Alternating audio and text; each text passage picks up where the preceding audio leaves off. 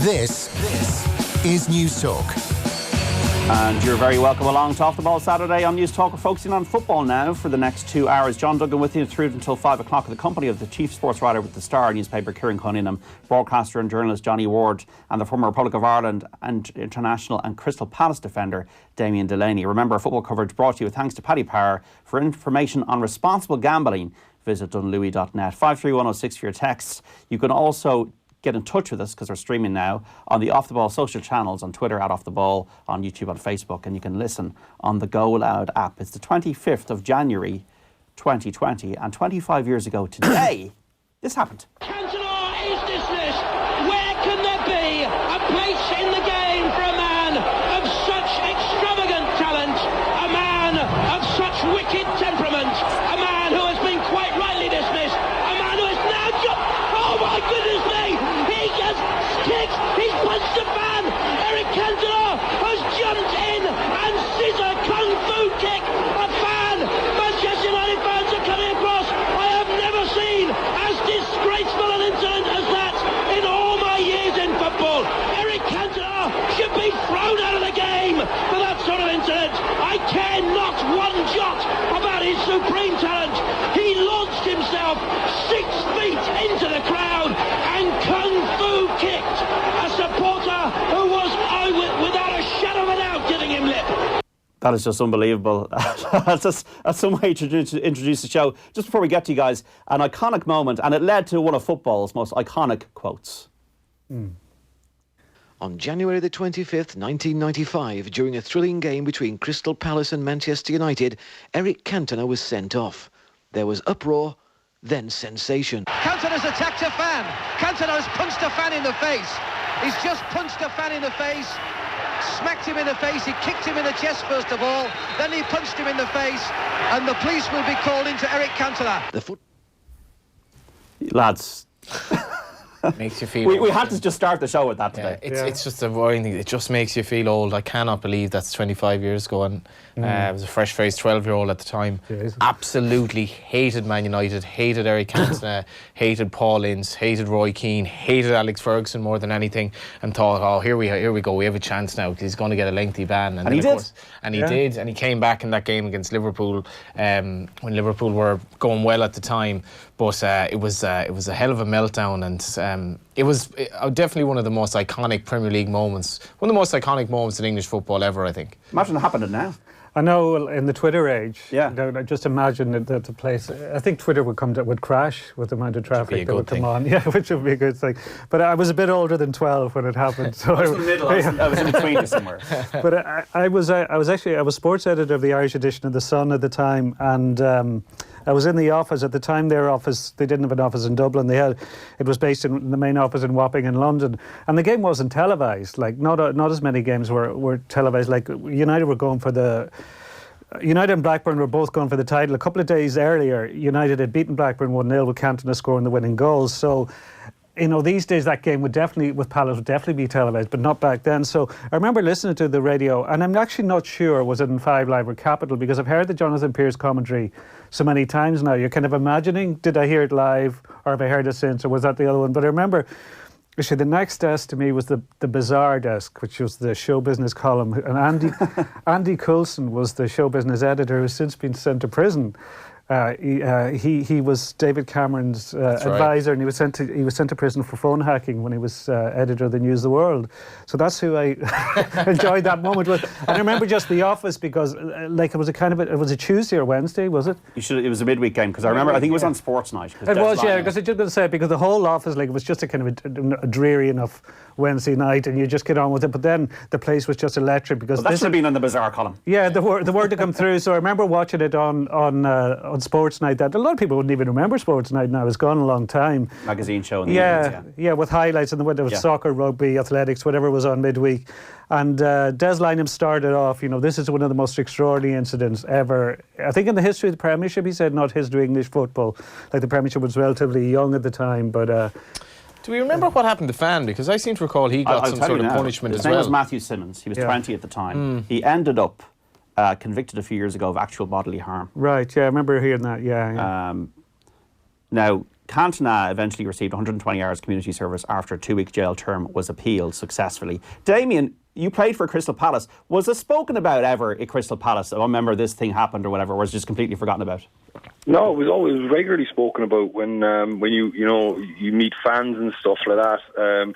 That guy just kind of has kind of a folk hero status at Palace right now, and obviously, I mean, just from my point of view, I remember going to school the next day and I didn't see it. Obviously heard about it. I just remember being in the schoolyard. I think I was about 15 at the time, maybe 16 maybe, and just everyone just crowding around the tabloid newspapers and just looking at the freeze frame shots of it all happening. And it wasn't until we got home from school that day till we actually caught it on TV, because back then there was no phones or anything like that where we could instantly see it. So we were just all trying to imagine it and match up the pictures with the commentary that we'd all kind of heard on the radio, or somebody said they heard or whatever. And I just remember it's one of those moments that you'll never forget, just standing in the schoolyard, crowding around the tabloid newspapers.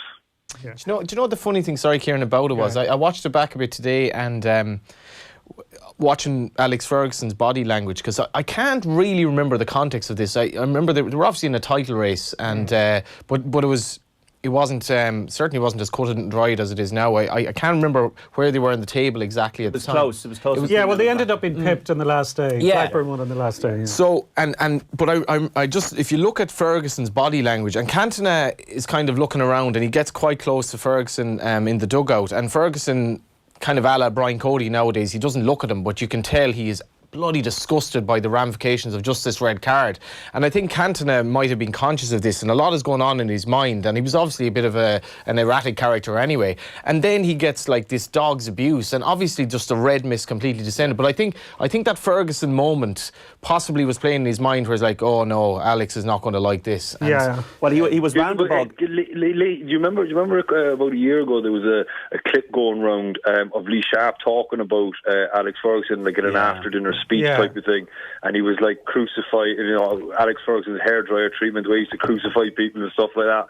And he spoke about that night, like when he got back in the changing room, like, he went round and I think hammered all the players, and then got to Eric and just said something like, oh, Eric, you can't go around doing stuff like that, son, and then just moved on with it. And it's actually a very funny speech if you remember it.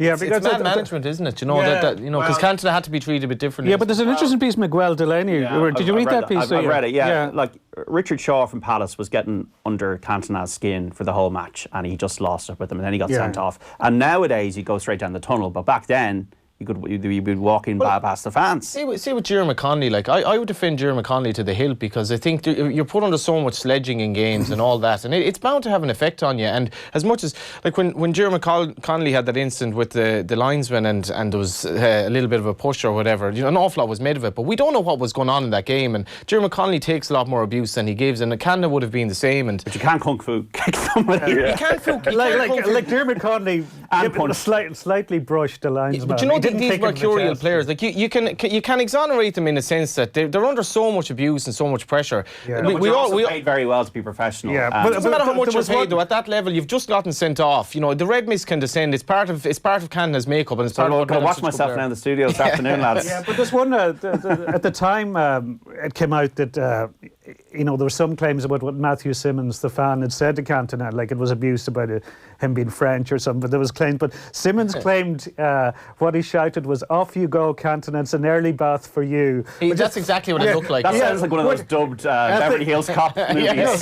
So it's one of those things you see if you're reading Roy of the Rovers or whatever. There's something from the crowd, the speech blown from the crowd. Chap you, that was really. Could you see, Damien, that, like, I don't recall you having any Cantona-esque moments, even in the League of Ireland, but can you just see how you would lose the plots with something like that? Yeah, I mean, listen, I was actually confronted with a situation a few years ago at Palace when we were 3 or 4-0 down to Sunderland at half time, and the tunnel there at Palace, which is why you probably had to walk past the fans, because it's one of the few ones where you come out by the corner flag. And as I was walking off, I was kind of just getting to the tunnel, and a Crystal Palace fan ran on the pitch and just ran right up to me, and I saw him coming, and I didn't really know what to do.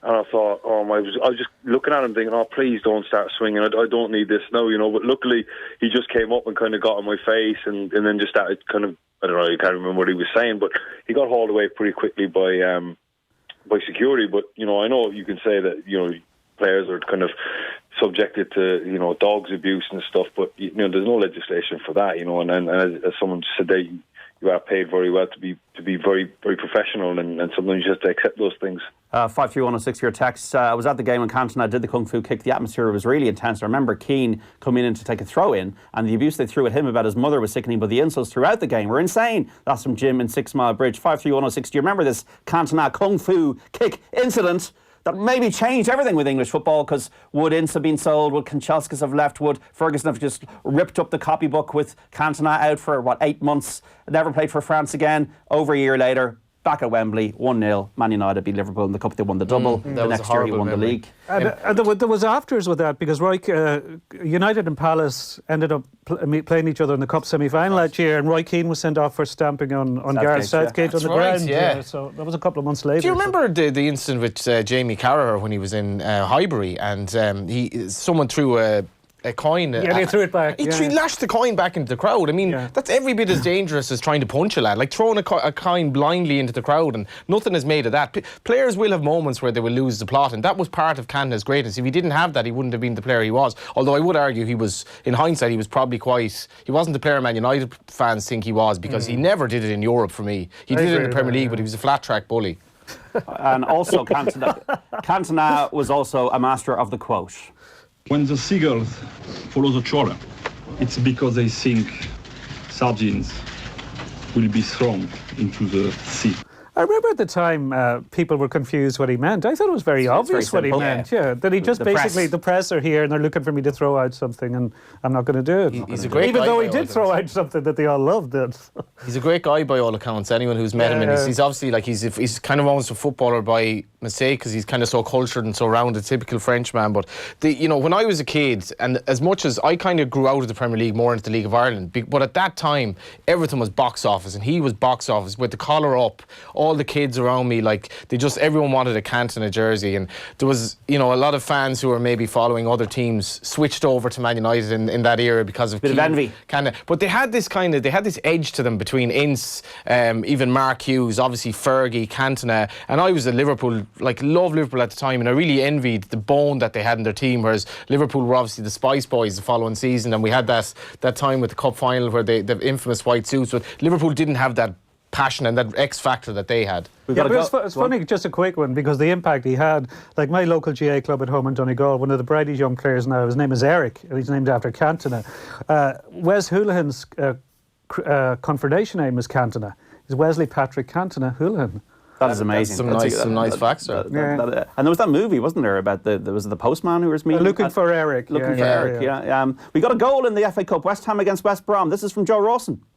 It's West Ham United 0, West Bromwich Albion 1. The Championship side making the breakthrough, and it's no less than they deserve. They have been the better team inside the opening stages here at the London Stadium. The goal scored by Connor Townsend after West Ham failed to clear their lines at the edge of their own penalty area. It fell for Townsend on the left-hand corner of the West Ham box. He fired a shot across the base of goal and into the bottom left-hand corner. Darren Randolph given no chance. West Ham United 0, West Bromwich Albion 1.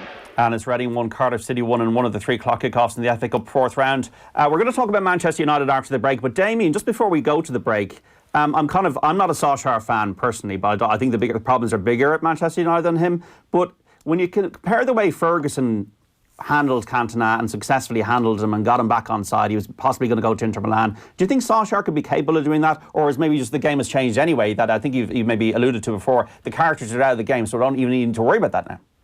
No, I definitely don't think Solskjaer could manage any personalities, really. I think it's going to be a good test for him when Pogba finally gets fit and gets back in the team, because I think he is a little bit of a character, but I always think, my opinion is that the manager has to be the biggest personality in the changing room, has to be the biggest character, the strongest character.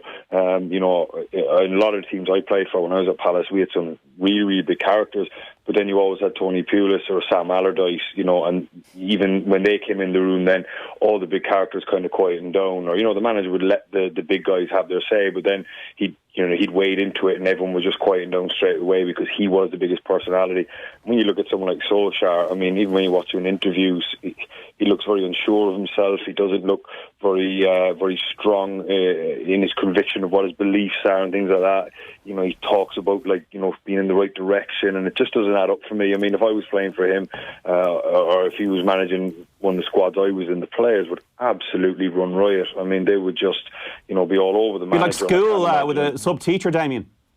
Say again, sorry? Be like school with a sub-teacher. Yeah, exactly. Pretty much. Yeah, when big characters, and I'm sure there are some big characters in that United changing room. When they smell a little bit of weakness, they will take advantage definitely, because that's just footballers' nature and things like that. And if Solskjaer doesn't lay down the law, and if he's not ultimately the boss in the changing room, then the whole thing goes to pieces. It's like I for my mind, management is kind of like it's almost like any walk of life where you will work for your boss depending on the necessity of the work, but your kind of a relationship with the boss and how he or she treats you is kind of tantamount to how you get on. And they said when Brian Clough was manager of Nottingham Forest that if Brian Clough were on the sideline and he looked at a player long enough without the player even looking back at Clough, he could make them turn around. He had that power, and obviously that's a stretch in the imagination, but his power over the players in terms of the way he dealt with them was special. And Ferguson, that story that I actually had forgotten, that I do remember hearing that story about the way he dealt with Cantona. You deal with different players completely differently. Dennis Irwin and Eric Cantona would have been treated like chalk and cheese because they were entirely different personalities. And as much as Fergie obviously knew his tactics, I think as a man manager, that was his top thing.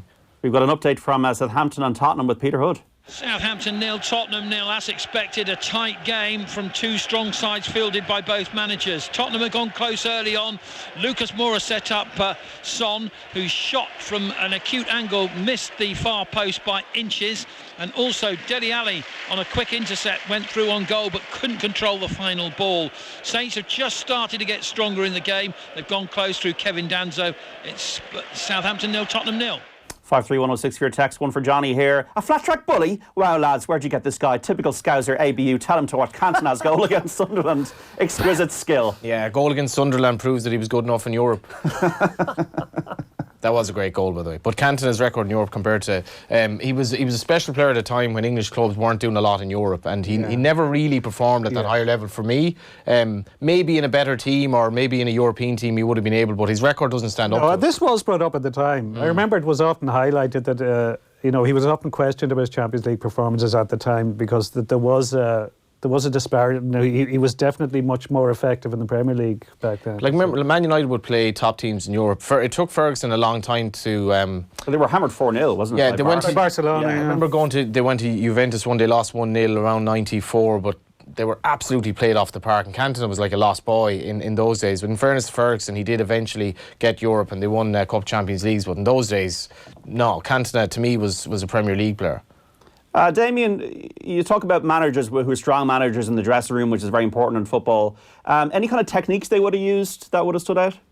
Well, I think they have to be. I would always say a manager has to be very, very consistent in his beliefs, in his standards. He sets a standard and kind of, everyone has to live up to it. And he makes sure that he's consistent with his decision making all the time. I always feel that's the best way with a manager, because there's nothing worse as a player when you see some players getting treated differently. And I know what you're saying with Cantona, maybe he did need to be treated differently and stuff like that, but I always find the best managers consistent and everybody gets treated the same, whether you're club captain or you're a first-year apprentice. You make sure that everybody's on time and delivers performances and trains well. And when players aren't doing what you want, regardless of who that player is, then they need to be told. I always found that was the best way. Was a lot of the telling, Damien, was it one-to-one or was it in front of the group?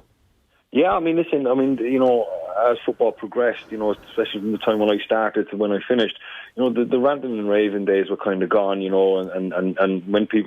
lot of the good managers, when they were given out, they would talk, in general about a general situation. But everyone knew who was kind of making mistakes, but very rarely would a player get singled out and just, opened up in front of everyone. That kind of definitely didn't happen towards the end, but sometimes managers, don't have to say anything. They walk in the changing room and you can tell he's not happy straight away. And everyone sits up and takes notice, and everyone just kind of looks at him or looks at the floor or just, understands the manager speaking, and we need to listen. And that just goes back to kind of personality and respect, really. And I just can't imagine any Solskjaer walking in a changing room and anyone really sitting up and being in fear for what might happen or being kind of not even scared into doing their job, but kind of almost feeling like, I'm leaving the manager down even. I have to do my job. It just doesn't strike me as an inspiring type of character. There's no consistency in his message either. I think Solskjaer now... I can't listen to the press conferences anymore. They're doing my head in. Like, he came out of the Liverpool game, and now in fairness, I read a few match reports from this game, and like, this was an absolute battering. Like, Man United were so far off it, but Solskjaer is kind of extolling these imaginary positives after the game. But he uses it after every game. Yeah. Like, there was the one game, what was the game they lost 2-0 away and against a fairly poor team, and they were really, really poor a few weeks ago. Arsenal? I can't remember who it was, but he was very down, and the players came out after the game. Watford. He was like, we didn't try that hard and blah, blah, blah. But other than that, like after the Man United game, when you start telling like stuff that is just blatantly is not backed up by the facts and backed up by the impression of the game, you start to lose whatever credibility you have, I think. Yeah. And with the players as well, Johnny. I mean, when the players start seeing stuff like that, and if he's not telling them in the changing room that it's not good enough, and the players aren't doing what he expects, or the players aren't doing what they've been told. But my question would be, what are the players being told? Because if a manager lays out his plan A, B and C, and then if the players come in at half-time and they haven't done A, B and C, then you can open up on them and really have a right good go collectively as people. But he strikes me as a manager that just kind of like wants players to be happy, and he feels that like, happy players will be good players. And when you watch Man United play right now, there's no consistency in their patterns. I watch Man United play and I struggle to see what they're trying to achieve. They're so inconsistent. They sit deep. They kind of squeeze a high line. The midfield players are kind of doing what they want. They just look like 11 players that have been put on the pitch and told, just go and enjoy yourself, express yourself and be a good player. And those days are gone. Those days are from like the 90s. I mean, players need tactics, consistent message from the manager. What are we trying to do? What are we trying to implement? I know that last week there was a big discussion about, comparing Lampard and Solskjaer, but when I watch Chelsea play, I'm not saying Chelsea are a fantastic team, or I'm not saying that they're finished article yet, but I see they're going somewhere. I do. I think the way they try and dominate the ball, the defensive line they keep, the rotation in midfield, a lot of underlapping full-backs. They're probably one or two players away. Hazard type player that can, win games like Newcastle when they got beat 1-0 late on. A special type of player that can open up a defence, or even the Arsenal game. When Arsenal go to 10 men, really, squeeze their throat. When you have your hand on their throat, just really squeeze the life out of them. And they didn't. They kind of let Arsenal up off the floor. And I think it's part of Frank Lampard's learning curve as well as a manager of what can he do to help instill that in the players. So, that incident last week between Carragher and Keane, Keane having a go at Lampard, I didn't get that, because when I watched that, I think Chelsea really are going somewhere. I do. They're not the finished article, as I say, but I do see something with them. Whereas when I watch Manchester United, I just can't. I don't know where they're going. And I can't see them getting back from this, and actually the funniest part of this for me is watching all Solskjaer's ex-teammates tiptoeing round Solskjaer and no one really calling it as it is, and even Gary Neville last week pointing the finger at Woodward and stuff like that. But I mean, ultimately, Man United don't look they have a game plan. They're underachieving for the squad that they have. I mean, it's not a fantastic squad, but I still think it's underachieving massively. And the mark of a good manager is, can you get a group of players to overachieve, and then you can go back to your board and you can say, look what I've done with what I have. If you give me money, imagine what I could do. But at the minute, I mean, I just don't see a way out. And I think the first thing they have to do is replace Solskjaer. And obviously there needs to be changed at boardroom level as well with director of football and stuff. But they can't keep going on the way they're going on. Yeah. Go on. Yeah, sorry, John. The other thing is, I think the messages he puts out there in public at press conferences are giving the players an out, because he keeps bringing up things like Klopp. He's mentioned Klopp a few times the last couple of weeks. Yeah, and saying it took 3 or 4 years for Liverpool to build that team under Jurgen Klopp. And he's basically saying to the players, it doesn't really matter, we're not falling short, so this is going to take time. You know, and I don't think United fans want to hear him going on about Liverpool either. And I think it's actually not helping him that ex-United players who are working in the media are backing him so much. Like, it might be better if there were a couple of them. Feels like propaganda almost. Yeah, and like, it has been reported that Roy Keane spoke to the players at some stage this season, that he was brought in. Gary Neville, after they beat PSG last season, was saying, was hugging him and saying, where do you want your statue? I know it was kind of a half a joke. All Boys Network. It's all Boys Network. But it might be better if those guys were challenging him a bit and not just saying it's all about Ed Woodward. Ed Woodward is clearly to blame for problems at United, but you can't let Solskjaer off the hook either. Like, you keep coming back to it. He would not have that job if he hadn't played for United. You would never get the United job if you'd been relegated with Cardiff and won Norwegian titles with Molde. The only reason he has a job is he was a United player. 53106 for your text. Arsenal fan who hated Man United but remember defending Cantona to the hilt in college. I know he overacted, but that was always confused how people never seem to condemn the person hurling abuse. Players have been abused over family who passed away or personal issues and have just to take it on the chin on the basis that they're well paid. I couldn't agree more with that text. They're paid to play, not to be abused over their family, etc. But you can't do a kung fu kick, though. You can't assault somebody. You can't, but I will defend somebody. You're telling Canada you can't do that, but the red mist descends on people, and you can't say it's right or wrong. It just happens. It won't happen to me. I think I have more of a level personality. But some of these people with this kind of mentality, if you were absolutely taking dogs and dogs and dogs abuse for an hour from a player behind you, can you not say to me I might have turned around and decked him and broken his jaw? Because eventually it's going to take its toll. And Cantona wasn't the guy who started this. It was the guy who was hurling abuse at him, and notwithstanding what he had to deal with during the game, he was the guy who just was under pressure at the time and he lost it. Everyone has lost it at some time in their life, and if he came into the pub that night, I wouldn't have thought any less of him, put it that way, because he just reacted and he knew he was wrong, but things happen. 53106 for your text. Do you agree or do you disagree with Johnny? And off the ball on Twitter, Kevin Conroy on Twitter, Solskjaer is the manager, so he deserves respect. The United players are not good enough. Text us 53106 at a cost of 30 cents. Speak to more about Man United in a moment. We need to take a break first. Back after these. Off the ball on News Talk. Calling it with Ivan Yates. Throughout the general election campaign, I'm drilling down into each and every one of the constituencies and calling it. 39 constituencies, 39 podcasts. Now available at newstalk.com and on the News Talk app. News Talk, the voice of the voter. Satisfying afternoons with Harvey Norman. First-time buyer? Wondering how to get everything done? Don't. Just sit back and watch your house become a home with Harvey Norman's delivery and install. Go, Harvey, go! At Lexus, we have always anticipated the future, relentlessly pushing the boundaries of beautiful design and innovative technology, so you're ready for what's ahead. Introducing the new Lexus ES. Our executive saloon combines powerful, self-charging hybrid technology with an exceptional driving experience and the luxury that you expect from a Lexus. Test drive the new ES at your Lexus retailer and choose from a range of flexible payment options. Lexus. Experience amazing. The Sport Ireland campus Blanchardstown is the home of Irish sport, not just for our athletes, but for you and the community. For families, check out our kids' camps, sport academies and birthday parties. For adults, why not join our newly refurbished gym with a 50-metre swimming pool, or book one of our world-class indoor or outdoor facilities, including our athletics track, sports pitches and courts. And for companies, check out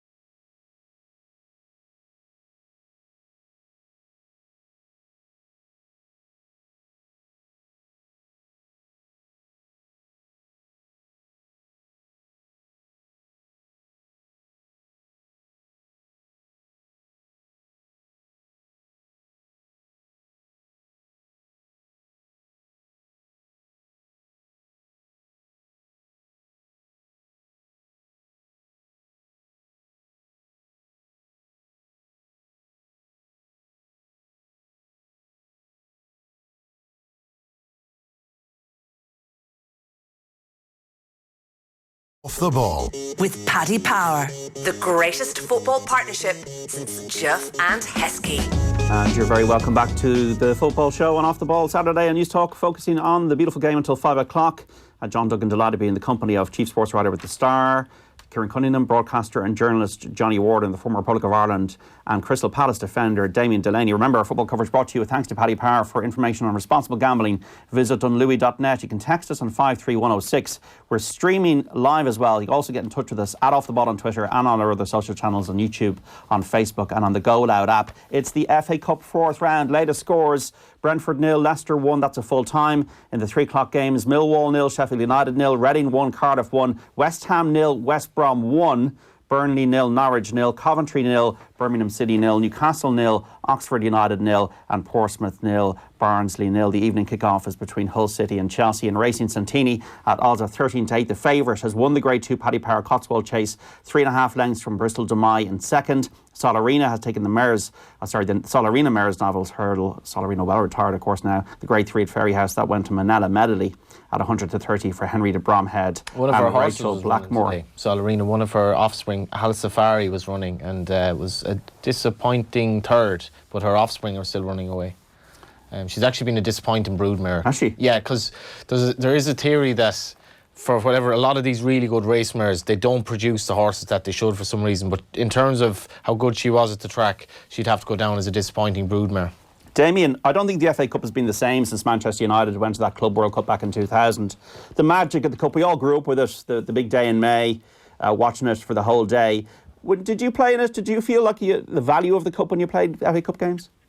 I think the reason is clubs have not taken it as seriously and as fantastic, treated it as a fantastic competition as it has been, because clubs now look at it as a chance to rest players. And first and foremost, the clubs will set the tone in the Cup. And having the third round of the FA Cup in the first week of January, after the Christmas schedule, a lot of managers will say, I need to take a couple of my regulars out and give them a breather because I've absolutely flogged them over Christmas. So when the clubs set the tone like that the Cup isn't our priority, either staying in the league or qualifying for Europe or winning the league or whatever the club's aims are that year, then the fans, the media and everybody associated with it almost takes a breather as well. And then it just loses its gloss a little bit. So I would say the solution to that is the scheduling. If they schedule the FA Cup games at a time when managers will be more keen or more likely to pay their starting 11s. So if Man United get drawn against Manchester City in the FA Cup, you want to see the 2 starting 11s out, battling it out and really having a good go. But when you kind of see maybe 6 starters in each team and then there's 5 or 6 kind of peripheral players or maybe even a couple of young lads, it just kind of sets the tone, unfortunately. And that's a scheduling issue, in my opinion. And I think if they schedule it better, and I know traditionally the first week of November, December, January and February are the first, second, third round and fourth rounds of the Cup. Just that third round when all the Premier League teams enter, it's just seen as a chance to give players a break. And until that changes, because managers would take it serious, managers would love to. And I know the year that we went to the final, we didn't really, I won't say we didn't start taking it seriously, but the FA Cup, you play it, you win a game, you're into the fourth round, and all of a sudden you win the fourth round, and now you're kind of into the fifth round, and you're kind of going, oh my God, hang on a minute. And then we started going, God, before you know it, we played Reading away in the quarter final, and I remember going into the game thinking, if we win this, we get to play at Wembley in the semi-finals. So all of a sudden, then it was like, right, starting 11 was out, the Premier League team was out, and we ended up beating Reading because we had a chance to play at Wembley. So I think it's a scheduling issue with the FA Cup as to why it's lost its gloss. Was it shiver down your spine on the day of the final itself? Yeah, it's a fantastic day. I mean, just to be part of it, and unfortunately I was of an age where the FA, I remember sitting down every Saturday afternoon at 3 o'clock where it was just, that was FA Cup final day and everybody watched it, so for me to play in a game of that magnitude for, when I watched all of them growing up in the 90s, Everton winning when Paul Rideout scored and that Cantona won in 96 or 7 I think it was, that for me was just amazing for me to be part of that day. But if you look back at what people regard as the glory days of the FA Cup in the 70s and the 80s, and look at the clubs that won it. Sunderland won it, Southampton won it, West Ham, Ipswich Town, Coventry City. I don't want to remind you of that one. No, don't. Wimbledon. Wimbledon. Don't want to remind anybody. Wimbledon won it. But if you look at since 1990, I might be missing somebody. But since then, outside of the big clubs. And, you know, I suppose you could put Everton in as one of the big clubs as well. Outside of Everton won 95. Other than that, I think only Wigan and Portsmouth have won the only ones, the only real shots. So even though the big clubs put out scratch teams, they still end up winning it. And that's damaged it as well, because more than anything, like, you can talk about United not entering years ago, but it's the Champions League. It's all the Champions League that's killed it, because the Champions League has become such a big deal for clubs. Champions League killed the radio star. And the knockout stages now are such a high level. Like the last couple of seasons, the games from the quarterfinals on, especially.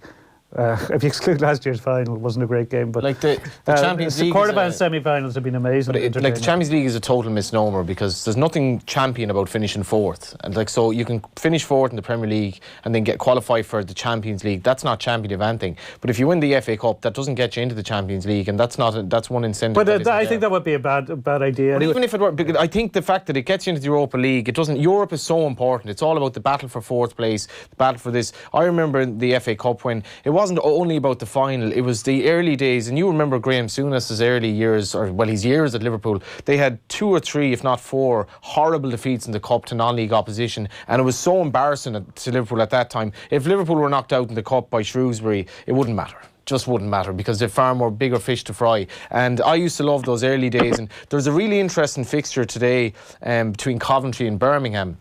And that's been played at St Andrews. In St Andrews. And Patrick McCann, the photographer, he's a Coventry fan, and I've been kind of following them over the last few years, because they've had real problems with the Rico Arena. And when I was over there, he showed me where Highfield Road used to be, and now it's a housing estate. And we all remember Highfield Road and the atmosphere it was. They got into the Rico Arena, sharing it with London Wasps. It became a disaster. The club was being run into the ground. They ended up back in League Two, but now their home is St Andrews at the moment. But it's sold out, a real local derby. And for the Coventry and Birmingham fans today, the Cup is as magic as ever, and it's those games that really would excite you.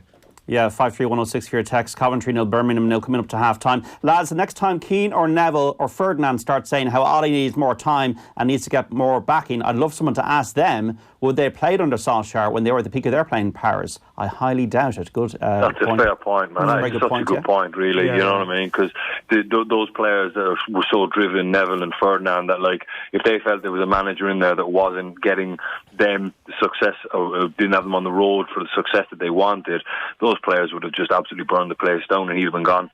Yeah, absolutely. Like even back in the day, Keane, you know, Roy Keane came close to losing United or leaving United a couple of times. Real Madrid and Juventus were interested when his contract was up for negotiation, but because of what United were winning, you know, it wasn't really on the cards. These days, would players of that quality stay? No, I don't think they would. I was once removed from White Hart Lane because I had a go at fellow Liverpool fans. Sick chance of Gary Lineker when his son George was sick. I'm no saint, but this was in poor taste on 53106. Don't know if it's true, but my favourite story about Cantona is when he said in an interview that the French poet Rimbaud was his hero. Cue thousands of knucklehead Man United fans sending him Rambo posters. That's from Aoife. I don't care if that's true or not. It's a good story. 53106 Liverpool fans, would you agree with Johnny that it doesn't matter if you lose to Shrewsbury Town in the FA Cup tomorrow? Yeah, obviously Liverpool fans are chasing the treble, but I think Klopp will be very quickly forgiven. It's all about the Champions League. Man United this season, this is quite staggering. They've 34 points. Now they're in 5th place, so they're still on the cusp of the Champions League. They've 34 points from 24 games. That's dreadful. They are 11 points ahead of second last place Watford. They're 4 points ahead of Newcastle, who are 14th. So the Premier League is basically a bit of a basket case this season from 5th down. They've won 3 games on the road. 34 points from 24 games, like that wouldn't be much above the relegation zone in another year. I'm not sure about that. I keep hearing this as a very poor Premier League this year. Oh, it is, Kieran. But if you go back over squad lists from a few years ago, even like Scott Parker was a decent player, but he was to me he wasn't a superstar. Scott Parker was Footballer of the Year. Ryan Giggs was Footballer of the Year when he was nearly 37. And you go, like, there's a lot of fellas like Jimmy Bullers and Dean Windass and things like that. They played a lot of Premier League games and they weren't. The squad's now as strong as ever. We've been spoiled though the last 3 to 4 years. I think these things are cyclical. We've been spoiled the last 3 to 4. I think there's outstanding teams in the Premier League now, and there's a lot of average ones, but that's always been the case. Maybe there are, as the table suggests. I think the average teams are an awful lot better now, and that's why they're taking so many points off the top teams, because the riches are so much in the Premier League now. I know that there's that funny story where, like, you know, Huddersfield Town got relegated and they still made more money than all the any of the Spanish teams outside of Real and Barca, so those teams now have so much money to recruit that their averages come really, really high right now, so they can take points off of everybody. So that's why everybody's on so little points as to say it is now, because there's no real, there's one or two whipping boys, but teams like Crystal Palace now can recruit really well, and so can mid-table teams, so they can compete better. So that's why it's a little bit more condensed than what it is. But and even the likes of Leicester City and Wolves, to me, they're very good teams. They're not Manchester City's or Liverpool's, but they're very, very good teams. Kieran Lucid, when he was proposing the All-Ireland League, he showed how his model would be based on the Premier League's model of distribution of money from bottom to which would be Norwich at the moment, to Liverpool, and it's the most egalitarian system basically in the world. It's almost like the in the NFL, where they have at the end of each season, the worst team gets the best draft and the best team gets the worst draft. So it's trying to be as egalitarian, handicap the system. But the structure in the Premier League of how the prize money is distributed couldn't be more egalitarian. And I think there is an element of just a lot of that middle bracket. They're not being much different. Like for me, Tottenham or for me, Wolves should be certainly ahead of Man United at this stage. But Man United at the moment are very little better than the likes of Everton and Burnley, and there isn't much between them. Maybe Kieran is right. Maybe, like, in fairness, the English teams are doing well in Europe this year. I don't think. And there were 4 English teams in the 2 European finals. Yeah, and I just don't think there's an outstanding team in Europe outside of maybe you could say Liverpool. But like the true Barca and Real Madrid aren't what they were at the moment. I think football's just in a little bit of a dip quality-wise at the moment. Maybe it is. Yeah, like Ronaldo's getting older. Is it really? Ronaldo's getting older. What is the basis for that, John? I'm not sure, really. Like that Liverpool team is outstanding. At their best, City are outstanding. Like Juventus and Barcelona are still decent, but there's a very competitive Bundesliga race with Red Bull Leipzig, Dortmund and Bayern Munich. I'm not, like, when was it stronger than this, really? When Barca were a better side, maybe? But that was just Barca. When definitively were you saying it was stronger? Were United not very strong around that time as well? 08, 09, 10? I don't know. I think people are. I think there's still great players. There's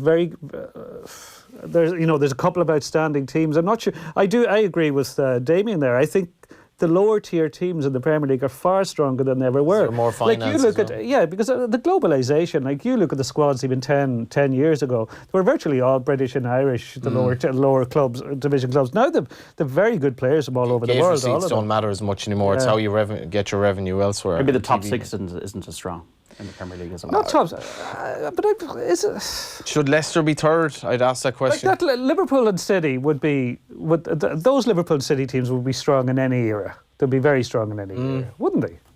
Because you'd Leicester, you'd Chelsea and Spurs in 17, you'd Leicester and Spurs and Arsenal in 16. In fairness, Liverpool and Man City are favourites and second favourites for the Champions League.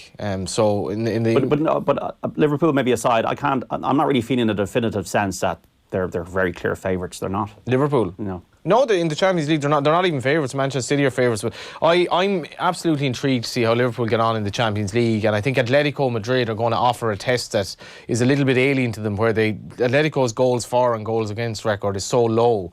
And their goals per game average is really low. So they have an unbelievably good coach. And if you saw Liverpool the other night against Wolves, I mean, there were serious holes there. But you could also argue the league is won and they just played Man United. But Liverpool were... But they haven't seemed to be at their best, but they still have 67 points out of 69. It's a very contradictory statement. And they had better chances than Wolves. Even outside of the goals, they had more clear-cut chances. The second half, I thought Wolves were certainly the better side. And but Liverpool had better chances. They had 2 clear-cut chances they didn't take the second half. They were better than the Wolves' chances. Fair enough. But that was a game where I thought they definitely gave Atletico a lot of hope. And down the flanks, because Liverpool plays so narrow, if you attack... Liverpool's 2 fullbacks are unbelievably good players, but defensively, Trent Alexander-Arnold isn't really a defender. So I think Atletico... He was very good against Wolves. Now, Robertson was in trouble against Traore, but Alexander-Arnold was very good. Alexander-Arnold was very good. I think Atletico will look at that and say there are some negatives there that we can maybe look at. Damien, are you seeing any holes in Liverpool? Say again, sorry? Are you seeing any holes in Liverpool that would worry their supporters? No, I think they're a pretty solid outfit, I mean, just to go back to Johnny's point there about Atletico Madrid, I think Jurgen Klopp is such a good coach, and this is the difference between Liverpool and Manchester United. Jurgen Klopp will have a game plan for Atletico Madrid. He will highlight their weaknesses and highlight their strengths, and he will kind of, have a game plan to suit that. And I think that's what Man United don't have. Every time I watch Manchester United, I don't know what they do. I don't know what they're trying to do. I don't know what they're trying to implement. So, I know the before you went to break there, the last Twitter was Man United don't have the players, and you kind of go, I think that's very unfair, because they don't seem to be set up in any kind of consistent way, and that's a poorly coached team. And that's what I see week in, week out, Man United. So you can say the players aren't good enough, and that's fair enough. But when any manager gets a job, the first thing he does is he looks at the squad and he thinks, okay, what are our strengths? Okay, that. What are our weaknesses? Okay, it's that. And you want to highlight one and limit the other. And you find a system, or you devise a system, you and your coaches, you go and you say, listen, until we get the players we want to implement what we really want to do, this is the system we want to play right now, because we need to get to the transfer window to sign 2 players, or we need to get to the summer to sign another 2 players, and then maybe we can start tweaking it to what we really want, which is what I think Klopp did when he first got the job at Liverpool. He did the best he could until he could get rid of the players that he wanted to get rid of and get in the players that he wanted to get rid of, because the way that Liverpool are playing now are probably the way he always wanted to play, and he probably drip-fed that in his first couple of years, but he also couldn't do it because he wouldn't have had the players to do it. And that's what the problem I'm seeing with Manchester United now. I don't see anything with them. I watch Chelsea and I can see patterns emerge when they play. I can see what Frank Lampard's trying to do, and I think they're a really well-coached team. I watch Manchester City, and week after week you see the same things happening. I watched the Crystal Palace Man City game last week, and one interesting thing that I've picked up with Manchester City this season is Benjamin Mendy must be putting in upwards of 20 crosses a game on his own, and that is very, very unlike a Pep Guardiola team. To be crossing balls in the box, because they're not blessed with I know Aguero scored with a header from a Mendy cross, but he's putting in 24, 25 crosses. And if I was Crystal Palace manager, and all the way we would have looked at it, we would have been saying something like, if we can defend crosses, because we've got two good centre backs who can head the ball, and we've got a good defensive midfield player that could perhaps join the line. But when the ball comes in the box, it's an opportunity to counter-attack. So we would have been setting up a Wilfred Zaha maybe 20 yards outside the box on the wing and saying, Wilfred, there's 20 plus crosses going in from Benjamin Mendy. When they get headed out, you can pick up the ball, and now you can counter-attack, because the fullbacks will have joined in and they only have Rodri. Something along these lines would have been the game plan for us. So when you play, when Man United played Liverpool last week, I didn't see anything from them, what they were trying to do defensively, what they were trying to do offensively. There was just 11 players put out on the pitch. So when Liverpool play Crystal Palace, and I'm only using Crystal Palace because it's my kind of experience, and I know Roy Hodgson as a manager because I've played for him. Crystal Palace will be setting up to limit Liverpool's strengths, and then we'll be hoping to utilise catching them on the break, which we used to do quite well in the games we used to play against Liverpool. We used to catch them on the break quite a bit, and that's where we had good results with them. But with Manchester United, I just don't see that. So that's why I'm saying they're not a well-coached team. If Pochettino got in there tomorrow, I could guarantee you would automatically start seeing things, and you could see where he was going, and he would do what I just said there, maximise their strength and limit their weaknesses. Expert analysis from Damien Delaney on Off the Ball Saturday here on News Talk 53106 for your text messages. Half times from the FA Cup 4th round, West Ham and West Brom. Joe Rawson. Half-time at the London Stadium, West Ham United 0, West Bromwich Albion 1. Slaven Bilic on his way to upsetting his former club, and it has to be said that the Championship side deserved their lead. The goal was scored on 9 minutes, a beauty from Connor Townsend, who took advantage of West Ham's inability to clear their lines and fired in across the face of goal from the left-hand corner of the box. The boos rang out when the half-time whistle was blown from the home supporters. They are not happy with what they've seen during the first 45 minutes. More to be done during the second half from the Hammers. Half-time, West Ham United 0, West Bromwich Albion 1. They're at the break at Turf Moor, Burnley and Norwich with Adam Jury. It's been a frantic 45 minutes here at Turf Moor, but somehow we've had no goals to show for it. Norwich have really kept Joe Hart busy in the Clarets goal, with Tarkowski coming to Burnley's rescue a number of times to deny efforts from Byram and Vrancic, and Burnley have also come close to scoring. That man Tarkowski hit the crossbar with a header, and Brady has seen a couple of shots narrowly sail wide. It's been an entertaining first half, plenty of chances. All we need now is goals. Half-time at Turf Moor, it's Burnley 0, Norwich 0. No Troy Parrish in the Spurs squad today, away to Southampton in the 4th round of the FA Cup with the latest Peter Hood. Half-time, Southampton 0, Tottenham 0. It's been a good open game with chances at either end. Tottenham have looked the better of the two sides. They look particularly dangerous on the break. They've gone close through Lucas Moura, who saw his shot diverted by the foot of Angus Gunn in the Southampton goal for a corner. They've also gone close with another couple of efforts that should have seen them take the lead. But Southampton have had a shot cleared off the line, and Tottenham have had a goal disallowed. Been a good half. Southampton 0, Tottenham 0. Up at St James's Park, Newcastle are playing Oxford with the half-time details. Stephen Goldsmith. Newcastle 0, Oxford 0. So far, so good for the League One side, who have frustrated their Premier League opposition, not by last gap defending either, but by playing in a very calm and assured manner, forcing the home side to play in their own half. Saint-Maximin with the game's best chance. A good effort from distance, tipped round the post by Eastwood. Half-time, Newcastle 0, Oxford 0. And at St Andrews is Coventry against Birmingham with Shane Pennington. It's Coventry 0, Birmingham 0. Not too much quality in the final third from either side, unfortunately, in the first 45 minutes. Birmingham have had the best chances. Harley Dean headed wide from 12 yards out from a Montero corner, and then Lucas Jukovic with an 18-yard effort forced a good save from Marco Morosi in the Coventry goal. At the other end, Coventry have offered very little themselves. Just one chance for them. Jordan Shipley in the left-hand side of the penalty area. His shot took a deflection, though, and went into the side netting. It's Coventry 0, Birmingham 0. Now elsewhere, it's Brentford 0, Leicester 1. That's a full-time from earlier on. Millwall 0, Sheffield United 0, Reading 1, Cardiff 1, Portsmouth 2, Barnsley 0, and Hull City and Chelsea kick off at 5:30. It's Stoke 0, Swansea City 0 in the Sky Bet Championship. Off the ball Saturday on News Talk, Manchester United, Damien Delaney making some great points there. What is the problem? How do you fix Manchester United? Is it Solskjaer? Is it Woodward? Is it the Glazers? Does the club, in my view, need to be sold? Back after this. Off the ball on News Talk. Football on Off the Ball. With Paddy Power, the greatest football partnership since Shearer and Owen. Join that conversation on Facebook and Twitter. Everybody reacts differently to the shocking affordability of the Dacia Duster. The opportunist, I've heard enough, where do I sign? The skeptics, 0 deposit, too good to be true. And our competitors, shocked into silence. The Dacia Duster from just €75 per week and absolutely 0 deposit. Whatever your reaction is to Ireland's most affordable car brand, there's one waiting for you. Visit your local Dacia dealer today. Finance is made under a hire purchase agreement. Terms and conditions apply, subject to lending criteria. See dacia.ie.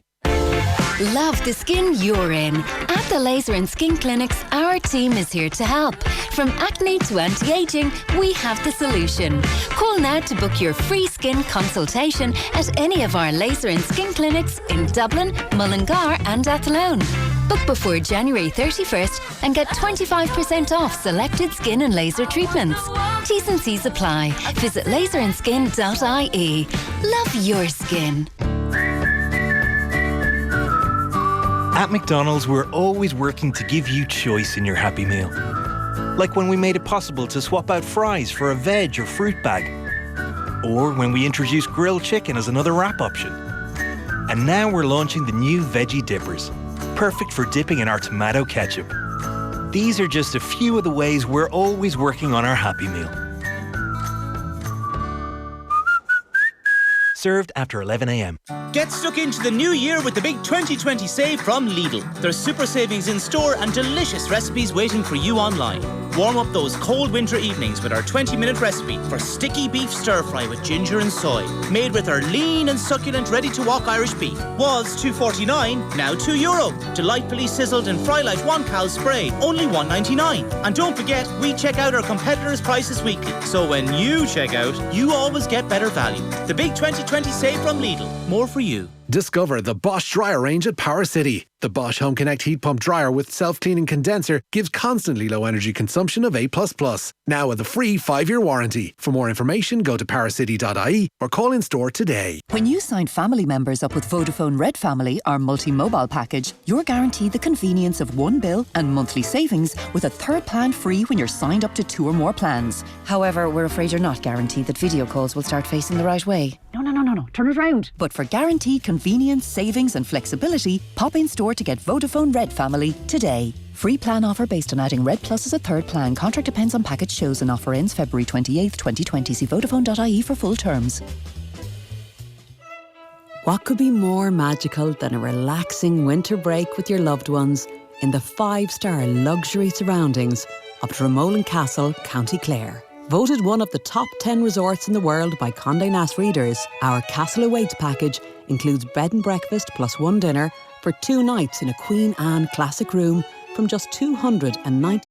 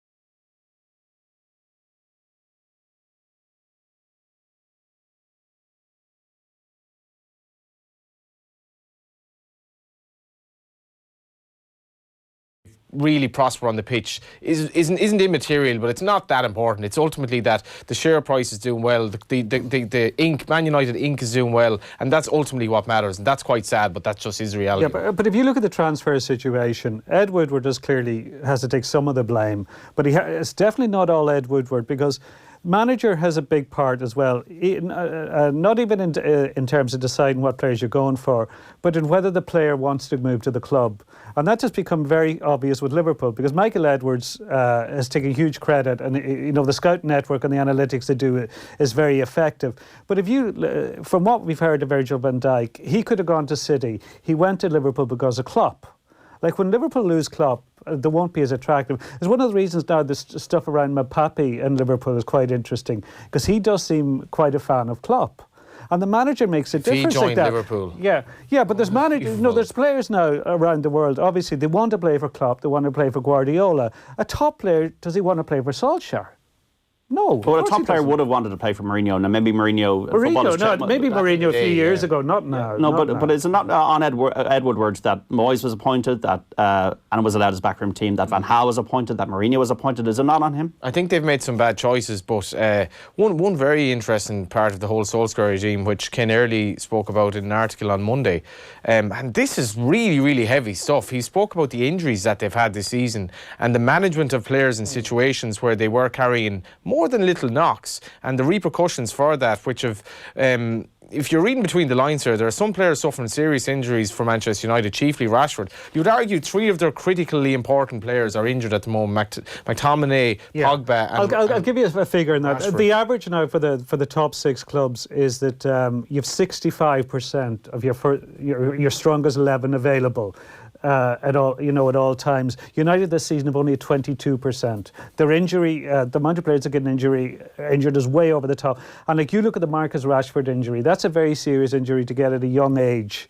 And it's why people and it's why people should think about this Troy Parrott thing, this hysteria to push Troy Parrott so quick. When young players like that are still developing and still growing, like Harvey Elliott at Liverpool, he's only 16. He looks very promising, but you can't push them too fast. And too hard. Like, even Minamino was 24, 25. He was being bullied the other night by Wolves because physically he's a bit light. You got a knock. You have to physically be up to it. It's a seriously intense game at that level right now. It's just the speed of it and the amount of games that you play. I would completely agree with Kieran. We've got a goal in the game between Burnley and Norwich. Adam Jury.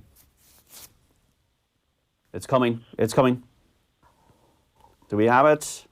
Burnley 0, Norwich 1, and Grant Hanley has broken the deadlock. It came from a free kick, whipped into the box by Vrancic. Hanley was there, he rose above the Burnley defence, onside, and he met the ball with his head, guided it past Joe Hart, who was rooted. It went into the back of the net, giving the Canaries the lead. It's Burnley 0, Norwich 1. Kieran, absolutely right there about Troy Parrott, this hysteria. I think it's mad. It's madness. He's not even 18. Predator boots, I don't know. Damien, we got new Adidas Predator 20. Yeah. The Mutator boot is out. What were your first football boots? Were you a Predator man? Oh no, I was a Copa Mundial World Cup man, and then I graduated to Puma Kings when I first went to the UK, because it was the first free pair of boots that I was given. Proper Gaelic footballer, the Puma Kings. Yeah. But they were great boots. Puma King was Adidas World Cup and Puma Kings were the stable diet. For those of you watching on our social channels on YouTube, on Facebook and Twitter, the boots are on the screen. These new Predator Mutator boots. Damien, what makes a good boot? Comfort. Well, those Puma King boots and World Cups and stuff, I remember when they used to get wet, because they were leather and they'd absorb water, they would always feel a little bit heavier, wouldn't they? So, and the new boot now is made of obviously waterproof. I don't know even what the material is, plastic or whatever concoction they've come up with. But I remember when those Predator boots first came out, remember they had the old-fashioned blades as well, and people were getting knee injuries because the old stud would obviously move in the ground, and people were saying, oh, it's the blade, why people are doing their knee, because the blade's getting cut, and then Adidas kind of reassessed it and stuff. But those old blades and the first Adidas batch of boots that came out, they didn't look great. They were great for running a straight line, but I could imagine when you were turning, they might have been quite difficult. But comfort, fit, most boots now you don't even need laces, because you just slip them on. Like loafers? Say again? Like loafers, Damien? Yeah, pretty much, man. Yeah, the lace on most of the boots no, we're just kind of there for, I don't know, aesthetics maybe, because you don't even have to tie it that tight. You just, tie it a little bit because they're so well fitting. And also on top of that, like, you could put on a brand new pair of those Adidas boots now. There's no wearing in process for them. I know lads that would take boots out of a box on the day of a game, put them on and go and play the game, and they'd be absolutely fine. Whereas I remember before, you used to always have to wear in a pair of boots and see if you got blisters or not and stuff. So that's good. Lads, do you remember your first pair of boots or boots that worked for you? Well, I'm going back a lot longer than you. I think they were Gola boots, which is a long time ago. And as Damien says, you would have to wear them in. There were two things. You'd have to wear in football boots and Doc Martens. Both I wore boots took a while to wear them in. So. I definitely recollect what Damien's saying, that God, there was no way you were playing a game and wearing a new pair of boots, because they were all kind of stodgy and kind of, they'd be at your heels and you need to wear them in. But I definitely think we live in a very privileged world. We should probably be more worked up about the people who make these boots and what sort of wages they earn. You're right. You're absolutely right. Yeah. We got another goal. Burnley and Norwich. Adam Jury. Burnley 0, Norwich 2, and Joseph Dermich has almost certainly put Norwich into the next round of the FA Cup. It was Burnley's defence that went to sleep, allowing Lucas Ruck to be played through on goal. He tried to lob Joe Hart, who could only flap the ball into the path of Joseph Dermich, who couldn't miss from 2 yards out, and he didn't. It's Burnley 0, Norwich 2. Spurs have scored 1-0 away to Southampton. An update on that shortly. Damien, thanks so much for this afternoon. Love the chat. Worries. Thanks, Dad. Take care of yourself. Spurs, the dream is alive, JD. But they're going to. This is so Mourinho. It's the most Mourinho thing of all time to win the cup. The year is not ending in one, but as much as we say that, like, the magic is gone and all that, in the overall scheme of things, say if Spurs win the cup this season, where does that matter in terms of how the season has gone for Mourinho?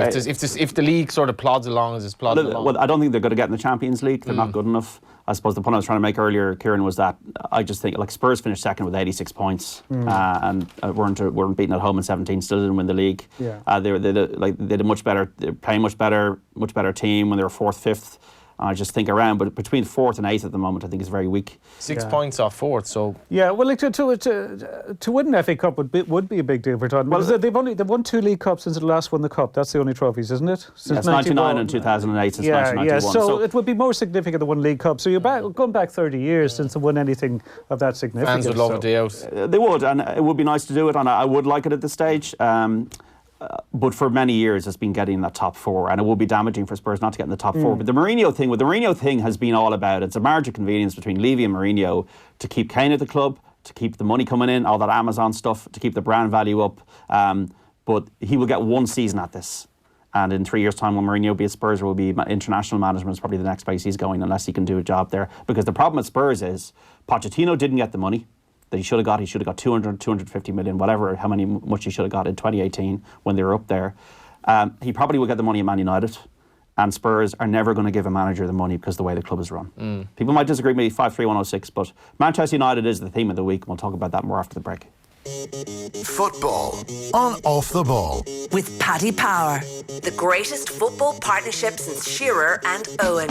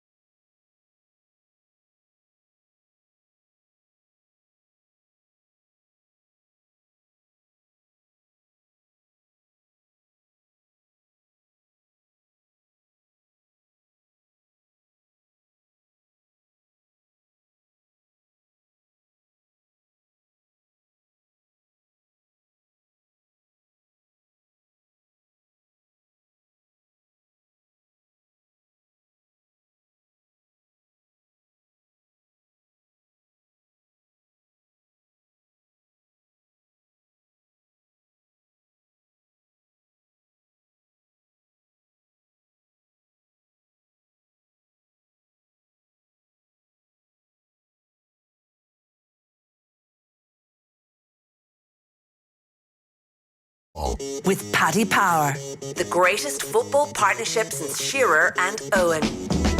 You're very welcome back to Off the Ball Saturday on News Talk with John Duggan through to 5 o'clock, concentrating on football. Delighted to be in the company of the chief sports writer of the Star, Kieran Cunningham, journalist and broadcaster Johnny Ward, and speaking to Daniel McDonnell as well shortly. Remember, our football coverage brought to you with thanks to Paddy Power. For information on responsible gambling, visit dunlewy.net. Let's hear about that goal at St Mary, Southampton and Spurs from Peter Hood. Southampton 0, Tottenham 1. The first goal given after a long VAR check for Heung-min Son, made by Lo Cello's excellent break from his own half. He fed the ball in to Son, whose left foot shot was excellent from the edge of the penalty area and gave Gunn no chance. Southampton had gone close a couple of times. Ings had a glancing shot across the goal that went just wide. It's been a very entertaining game, and it's now Southampton 0, Tottenham 1. Now elsewhere in the FA Cup fourth round, it finished earlier on. Brentford 0, Leicester City 1, Burnley 0, Norwich 2, a latest score. Coventry 0, Birmingham City 0, Millwall 0, Sheffield United 1, Newcastle 0, Oxford United 0, Portsmouth 3, Barnsley 1, Reading 1, Cardiff City 1. As you've heard, Southampton 0, Spurs 1, West Ham United 0, West Bromwich Albion 1. The half-5 kick-off is between Hull City and Chelsea. In the Championship, it's Stoke City 1, Swansea City 0, Celtic leading Ross County by 3-0 and set to go 5 points clear now at the top of the Scottish Premiership. Daniel McDonnell from the Irish Independent, good afternoon. Afternoon, John. How are you, Daniel? You've been having a pleasant afternoon, I'm sure, today at the FAI EGM.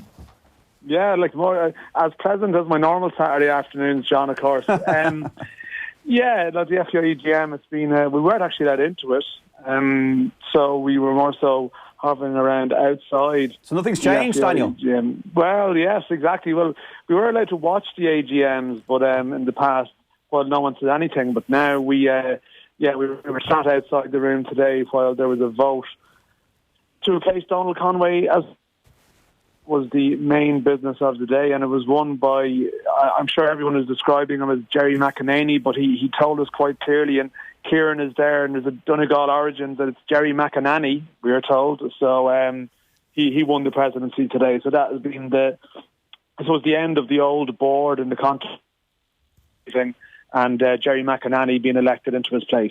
What difference does it make, Daniel, having Jerry McAnany as president instead of Martin Herity of Sligo Rovers? Yeah, I mean, he won the vote by 88 votes to 40. Now, Jerry McAnany has been on the council of the FAI for the guts of 20 years, and although he would never have been regarded as a big John Delaney man in terms of being part of his sphere of influence or his inner circle. In fact, I think he'd be on good terms with Brian Kerr and people who would have been very critical.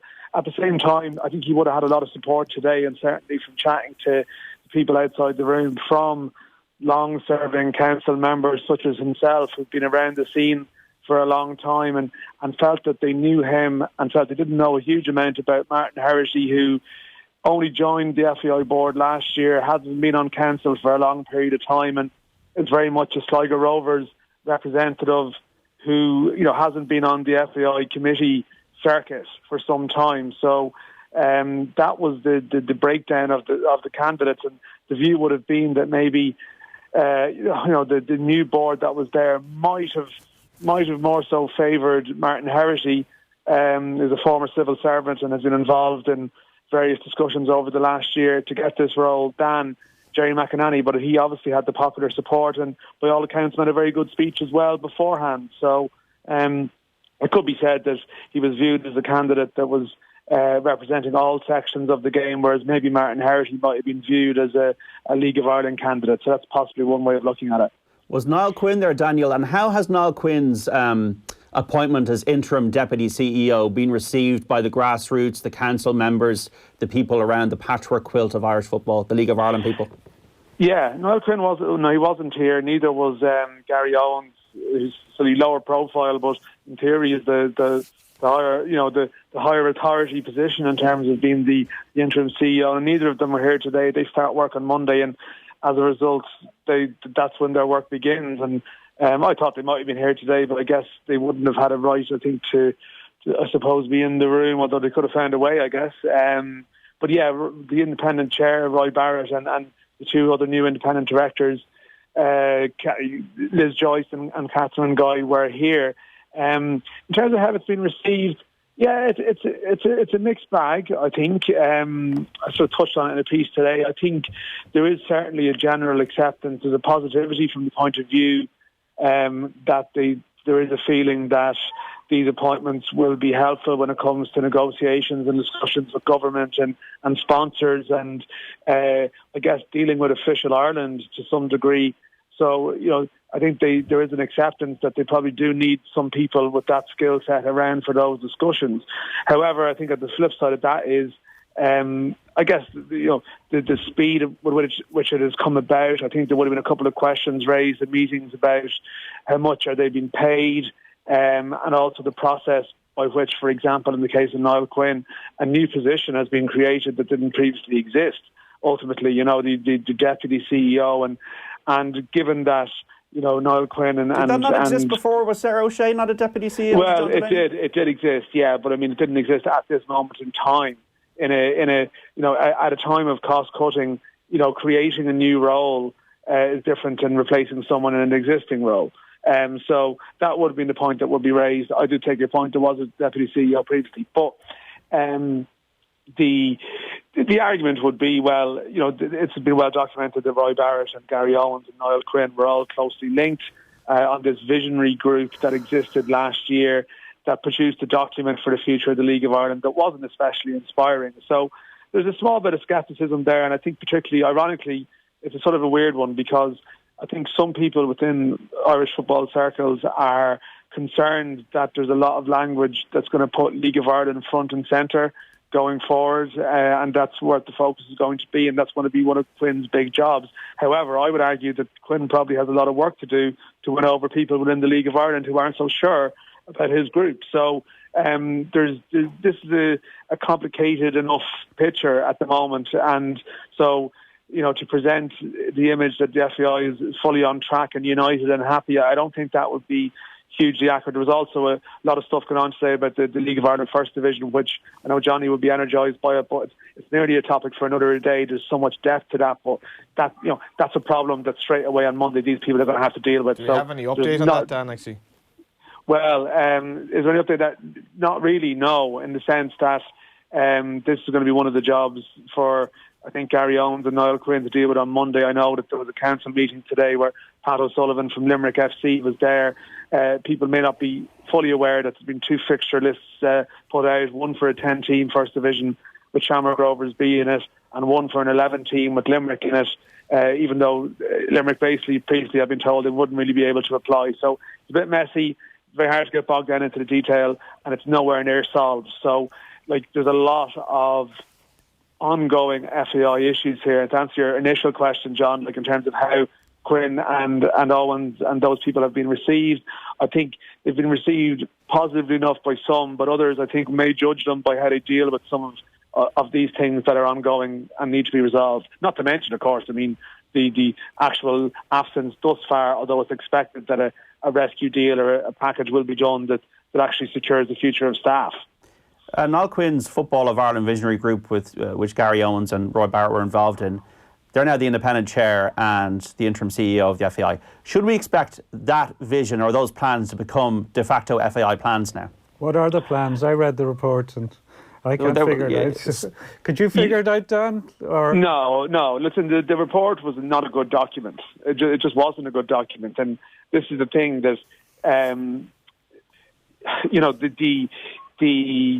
this came about at a time last year when, it was early days. Well, it was actually pre-FAI crisis really kicking off. If you use the Sunday Times revelations as, I suppose, the point in the sand, and then you had these competing reports and groups afterwards, and there was a feeling that Kieran Lucid's All Ireland League group and their plans were probably more impressive than the Visionary Group document. Which Kieran is right. It was just a bit wishy-washy and vague. Now, I know that some of the people involved would say, well, this was just an initial draft document, and in many respects they viewed their strengths as being able to get people involved in the game. And I do think that is one thing that Quinn will be able to do, is to open some doors that maybe might remain closed in other circumstances. But in saying that, we've talked for years about how we solve, the League of Ireland, and we need to make it better than it is. And you would need a better blueprint laid out than the one that was put out by that visionary group. So, as I said, it's a weird one. A lot of people would say within other sections of football believe that there's going to be almost a positive discrimination towards the League of Ireland, and they're not sure about that. Yet at the same time, people in the League of Ireland aren't sure that these people who are proposing that vision are the ones to actually create that better future. So, there's going to be a lot more talking and stuff that I believe Niall Quinn and maybe Gary Owens, I think they're possibly going to do some press across the next week, and they're going to have to address a lot of these issues and answer them in a way that would maybe inspire confidence in a way that their document previously didn't. Certainly previously didn't.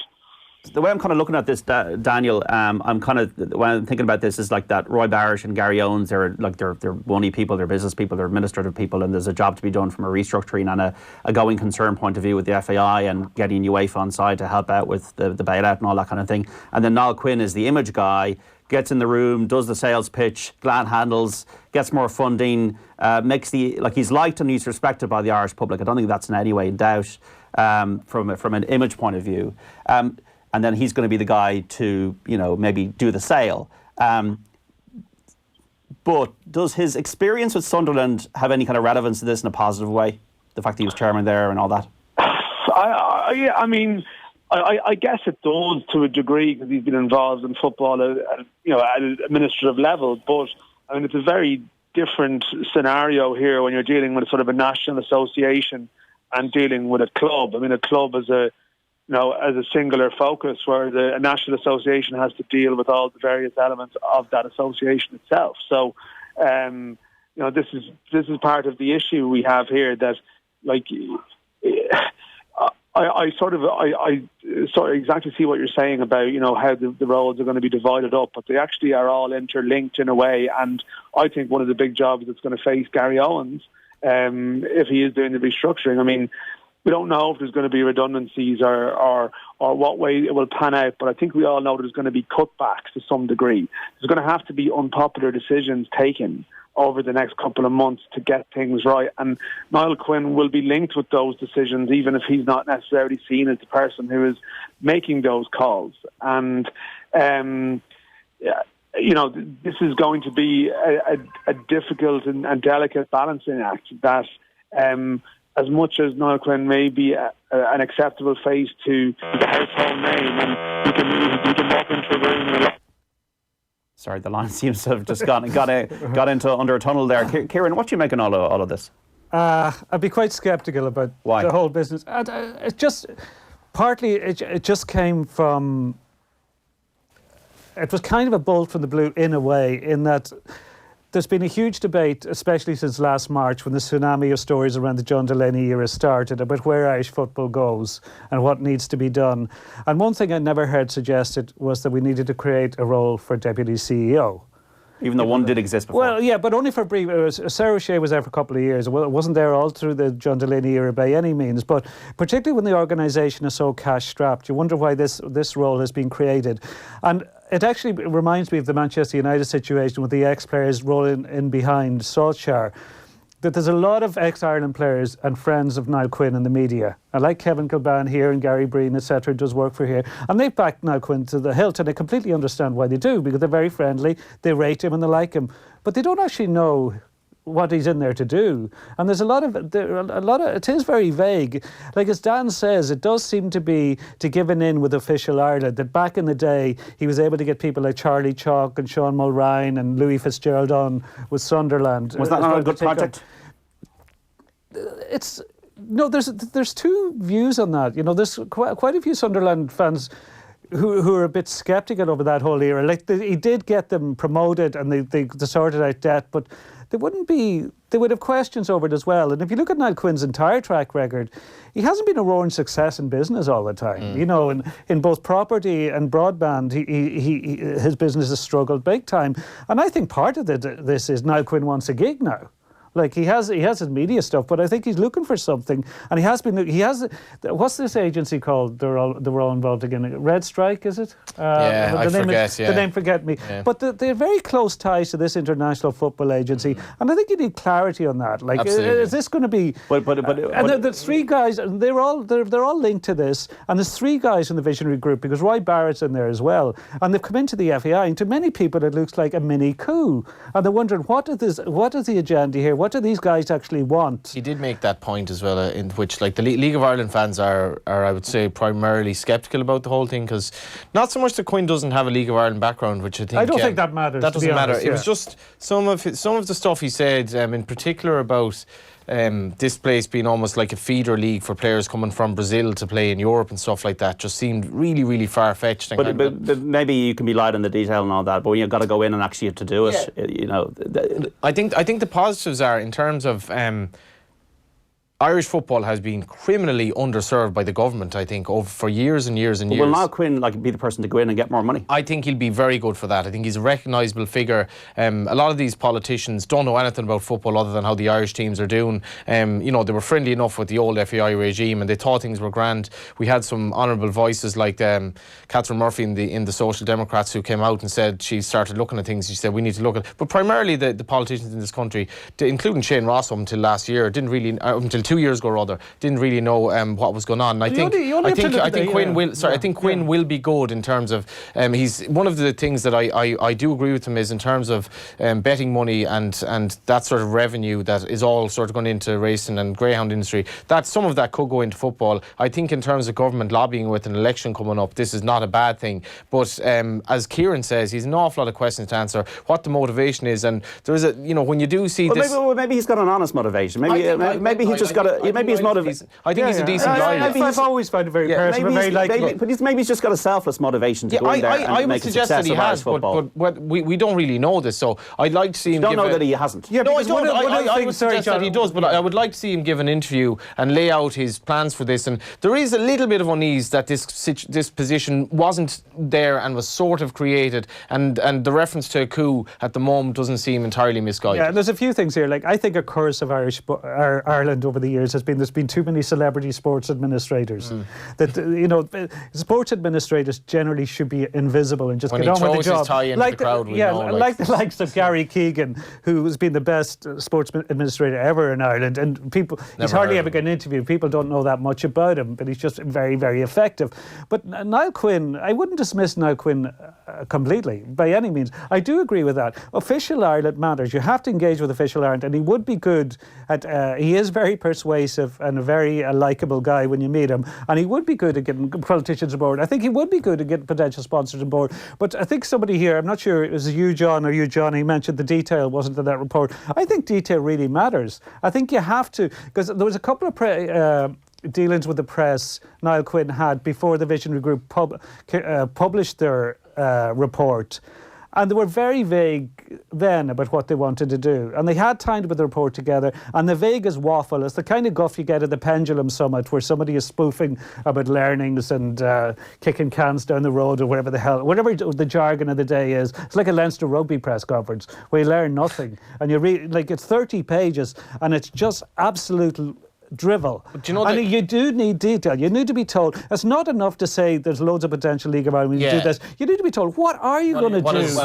And also it needs huge money. And is official Ireland going to put money into the League of Ireland? They will put money into the national team. Will they put money into the League of Ireland? This is also could well, first of all, Niall Quinn is he'll be in a deputy role. He won't be the CEO, so he's not got the top. But he has said that the brief is to the League of Ireland to try and that's basically his brief to build up. Will his brief not to be the sales guy to get corporate money in to get? But he also said no to build up the League of Ireland. They were specific on this. Which is a little bit interesting because obviously he doesn't have any League of Ireland background. But what shouldn't be lost here is that as much as the FAI is in considerable debt, the debt itself 60-70 million.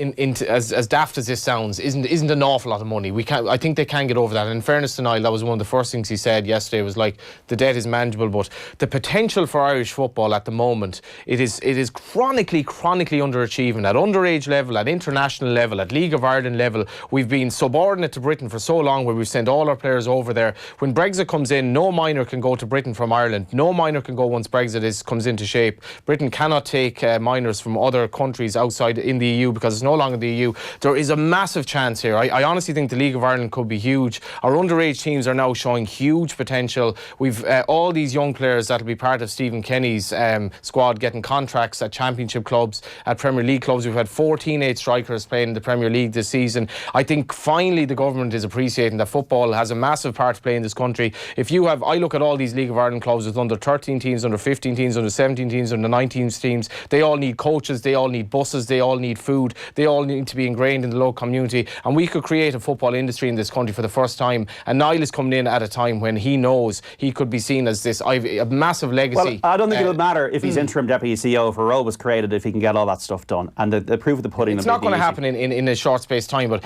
he can be a huge I do think, in my personal opinion, I do think he deserves a chance. I think his motives are selfless. I think he's well regarded, and I think at Sunderland he did well. But I can. But do you think the process hasn't been transparent, John? Though this wasn't advertised, and it suddenly was a role that was sprung on us. Well, I'm hoping this fourth director will be a government person, and there'll be checks and balances, because I think that is a fair point. Where are the checks and balances going to be on the new executive of the FAI? And also, will there be anything in this new executive of the FAI that they're going to rip up? We don't know that either. 53106. Football on Off the Ball with Paddy Power, the greatest football partnership since Shearer and Owen.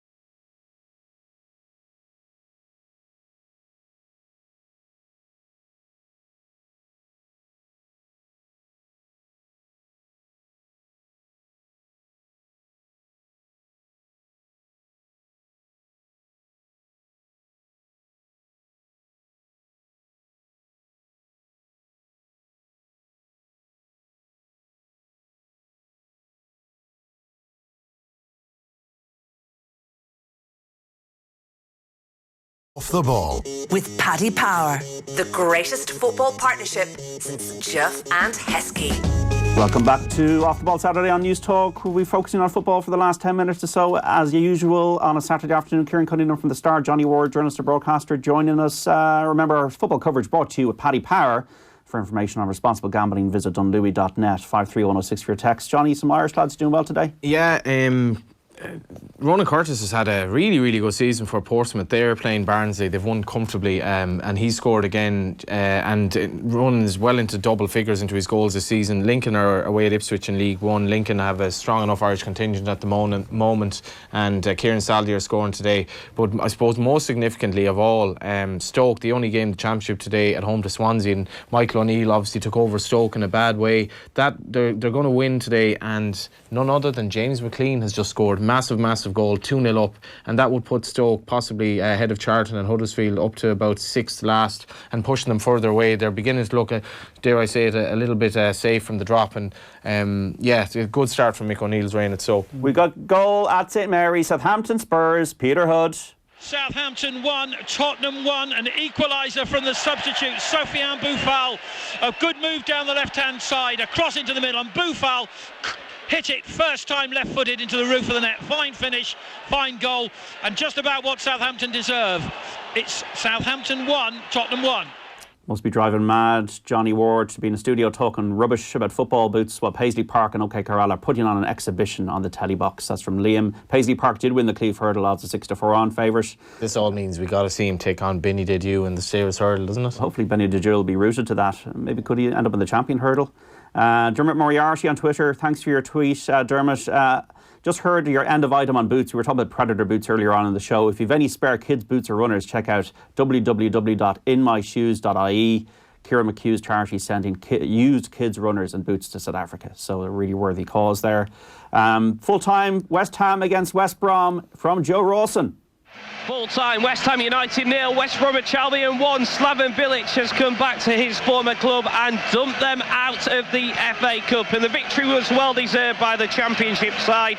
Connor Townsend's 9th-minute strike proved to be the difference, despite the visitors having to play the final 18 minutes with 10 men after Semi Ajayi was dismissed for 2 yellow card tackles. The anger and discontent was let out by home supporters with more boos on the full-time whistle. David Moyes has one heck of a job on his hands to try and turn things around here at the London Stadium. Full-time, West Ham United 0, West Bromwich Albion 1. We also got a full-time from the match between Burnley and Norwich, spoken in American accent, but I'm giving it to Adam Jury. 2 goals within 3 minutes were enough to see Norwich beat Burnley 2-1 despite a late fight back from the hosts. Canaries captain Grant Hanley broke the deadlock in the 53rd minute with a header before a Joseph Dermich tap-in at the 56th-minute mark looked to have settled this tie. But a 74th-minute half-volley finish from Eric Peters set up a tense finish, but for all the late endeavour, it wasn't enough as Norwich progressed to the 5th round of the FA Cup for the first time in 8 years. Full-time at Turf Moor, it finished Burnley 1, Norwich 2. Also full-time between Millwall and Sheffield United. Millwall 0, Sheffield United 2, so win for the Blades down in London. Full-time Portsmouth 4, Barnsley 2, and as you've heard there, West Ham 0, West Bromwich Albion 1. Who's going to win between Dublin and Kerry, Kieran? Well, I'm heading along. You would expect Kerry because they've done far more training. Dublin have only had 3 full training sessions since they came back from Bally, but Dublin often kind of confound expectations at the start of the league by being a bit fresher than you'd expect, and I think it's one they really won't want to lose because Kerry have been gunning for them for a long time. They've been training towards this. They want to put down a marker with Jim Gavin gone, so I think Dublin team named is quite strong. If they can do a job in Clifford, Dublin might just edge it. Team news from Hull and Chelsea. That's the half-5 game in the FA Cup 4th round. The KCOM, Joe Townsend. Chelsea manager Frank Lampard makes 8 changes for this tricky cup tie at Hull, with only captain Cesar Azpilicueta, Mateo Kovacic and Callum Hudson-Odoi surviving from the 2-2 draw with Arsenal. It's 4 changes for Hull, which includes a recall for hat-trick hero from the last round, Tom Eaves, who starts in a 3-man attack that includes star man and top scorer Jared Bowen. In the FA Cup 4th round, it's Championship Hull City against Premier League giants Chelsea. And a full time, they're going to replay Southampton and Spurs, Peter Hood. Southampton 1, Spurs 1. They'll have to do it again at the Tottenham Stadium, but a thrilling game. Save for Southampton by substitute Sofiane Boufal, who rifled in a left-wing cross to give parity. Southampton about deserved it. They trailed to Heung-min Son's excellent left-foot shot after Lo Celso had set him up. And the game was full of chances at both ends. Son went close with a volley. Danny Ings could have had a hat-trick. Lloris made a couple of good saves, and it's finished for them all to do it again. Southampton 1, Tottenham 1. And a full time as well from St James's Park. Newcastle and Oxford. Stephen Goldsmith.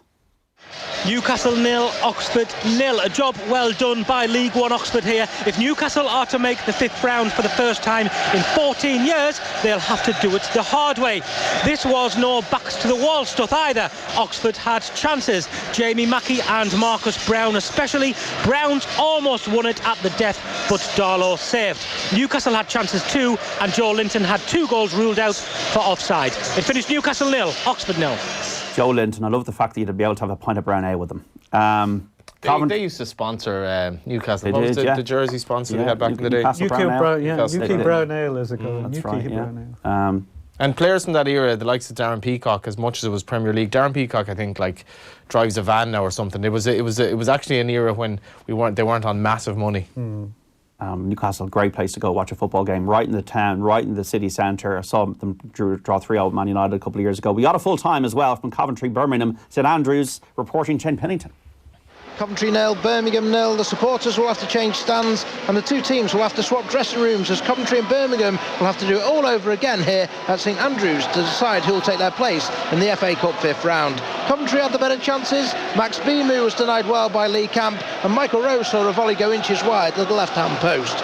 Whilst the visitors saw Marco Morosi deny both Justin Montero and Lucas Jukovic towards the end. But it ended Coventry 0, Birmingham 0 here. And it's finished also in the FA Cup 4th round. Reading 1, Cardiff 1. Celtic winning 3-0 against Ross County in the Scottish Premiership. There were 5 points clear now at the top of the table. Kieran and Johnny, thanks so much for coming in this afternoon. No problem, thanks, enjoyed it.